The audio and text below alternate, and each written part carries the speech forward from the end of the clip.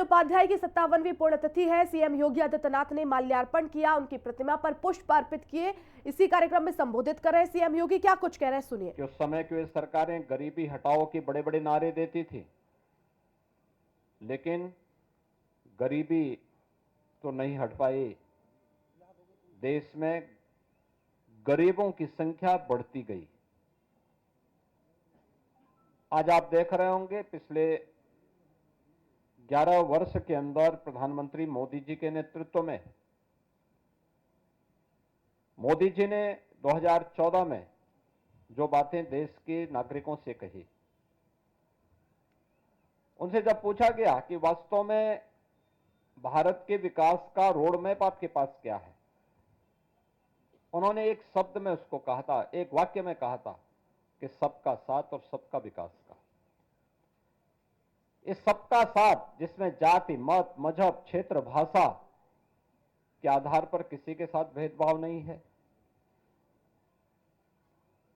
देश के अंदर अमीरी और गरीबी की रेखा को समाप्त करते हुए सबको हम एक साथ लेकर के चलेंगे, इस भाव को लेकर के उन्होंने एक नारा दिया।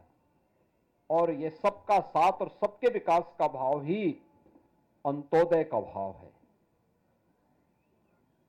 अक्सर होता है, इससे पहले आजाद भारत में जो नीतियां बनी,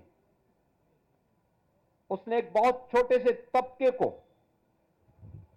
समृद्धि की एक नई ऊंचाई पहुंचाने में मदद भले की हो, लेकिन एक विराट विशाल तबका ऐसा था जो अभावों से जूझ रहा था, बुनियादी सुविधाओं से जूझ रहा था, आवश्यक जन सुविधाओं के अभाव में भटक रहा था। इसके लिए पंडित दीनदयाल उपाध्याय जी ने अनेक उदाहरण दिए।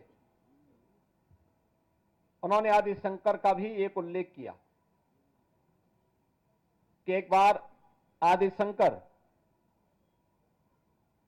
एक घर में भिक्षाटन करने के लिए जाते हैं। वे जैसे ही भिक्षाटन के लिए आवाज लगाते हैं तो उन्होंने देखा कि शंकर की तब तक बहुत ख्याति हो चुकी थी। घर की महिला और घर का पुरुष नाम सुनकर के बहुत सारी